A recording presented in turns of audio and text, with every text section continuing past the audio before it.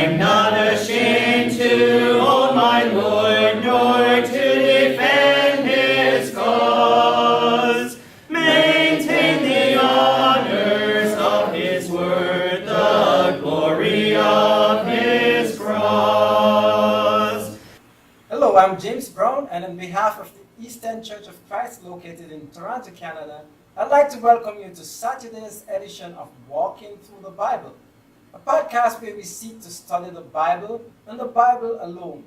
Please stick around afterwards for information on how you can contact us.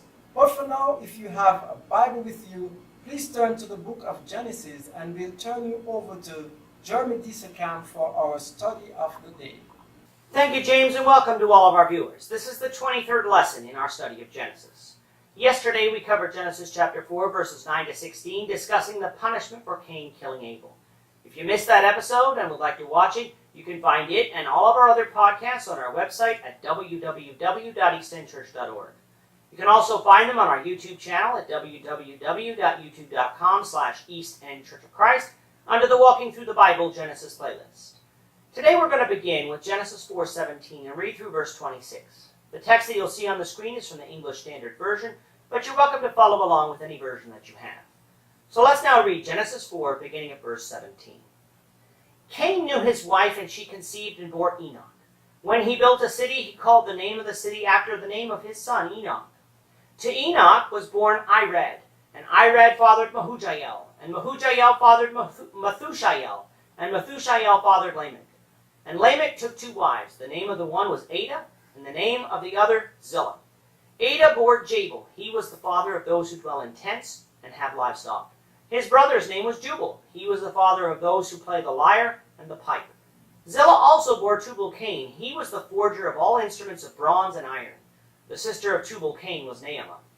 Lamech said to his wives, Ada and Zillah, hear my voice, you wives of Lamech. Listen to what I say. I have killed a man for wounding me, a young man for striking me. If Cain's revenge is sevenfold, then Lamech's is 77-fold. And Adam knew his wife again, and she bore a son and called his name Seth. For she said, God has appointed me another offspring instead of Abel, for Cain killed him. To Seth also a son was born, and he called his name Enosh. At that time people began to call upon the name of the Lord. So Cain, dwelling east of Eden, has a son named Enoch. This leads to the obvious question, who is Cain's wife? Remember what verse 2 said, that there was a passage of time. So while Cain does not have to be an old man here, he is certainly not a teenager. By necessity, Cain's wife is his sister, that we didn't read Adam and Eve having yet. While it is illegal to marry our sister today and even banned in Leviticus 18 verse 9, it was a necessity at that time if mankind was to continue. Even if you believe in evolution, you have to accept that at one point in time, very close relatives did procreate. Genesis 1:31 said God's creation was very good, meaning that there were no genetic defects, which we would see expressed today should brother and sister marry and have children. Over time, as man's DNA further decayed throughout the generations, God banned these types of relationships. So again, Cain's son's name was Enoch, and Cain built him a city that was named for him. This is the first city we read of in the Bible. For the rest of this chapter, we're going to read of many firsts. Lamech was the first polygamist, something that God never ordained, and we'll see cause much family strife throughout this book. Then we have Jabal, the first to dwell in tents and keep animals as livestock, and his brother Jubal, the first to make musical instruments. Another first is Tubal-Cain, forging instruments of iron and bronze. Obviously, the descendants of Cain were very industrious. They weren't a bunch of cavemen, but very intelligent. After this list of names and births, we have Lamech admitting that he had killed someone for striking him. In the Hebrew original, it is written in hemistiches, and since this doesn't appear before this time, it is quite possible that Lamech's words here are the first piece of poetry. Unlike Cain's murder of Abel, though, this killing was seemingly done in self-defense.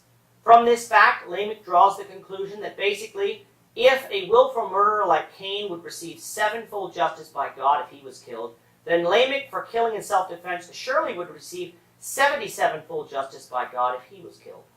77 is achieved by multiplying 7 times 10, two perfect or complete numbers, and adding 7 to it, another complete number. In other words, Lamech was saying he'd get even greater justice than Cain. Now, God never said this, but this is Lamech's conclusion. The chapter ends by telling us that Adam and Eve had another son to replace Abel, naming him Seth. Seth in turn had a son named Enosh, and it was at this time, after Enosh's birth, that people began calling on the name of the Lord. This most likely means that people started publicly worshiping God in prayer, song, and thanksgiving, instead of just doing so in private. With that, our time is up for today. Please join us, the Lord willing, tomorrow for the question and answer edition, as well as the weekly sermon edition of this podcast. The question is, does the Bible teach about the prosperity gospel? Well, the sermon will be titled, What Happened at Calvary?